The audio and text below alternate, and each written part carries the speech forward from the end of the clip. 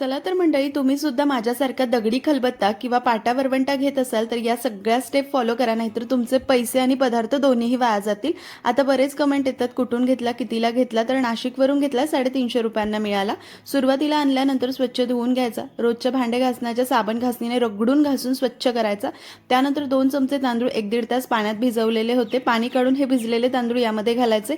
चांगले रगडून कुटून बारीक करायचे. 5-6 मिनिटं लागतात. त्याने एकदा चांगला रगडून घ्यायचा खलबत्ता आणि स्वच्छ धुवून पुसून घ्यायचा.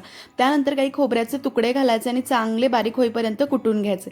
छान कुटून झालं, खोबऱ्याने सुद्धा परत एकदा रगडून घ्यायचं, स्वच्छ धुवून घ्यायचं. या 2 स्टेप केल्याने कान्याकोपऱ्यांमध्ये काही दगडाचे मातीचे कण असतील ते सगळे निघून जातात. पहिला पदार्थ सुद्धा कचकच होत नाही. वाटीमध्ये तेल घेतलंय, त्यामध्ये हळद घालायची. कोरड्या करून घेतलेल्या खलबत्त्याला लावायची. हळद आणि तेल लावून 24 तास हा खलबत्ता असाच ठेवायचा. दुसऱ्या दिवशी घासून पुसून वाळून तुम्ही वापरू शकतात. मस्त झणझणीत रेसिपी यामध्ये करू शकतात. नक्की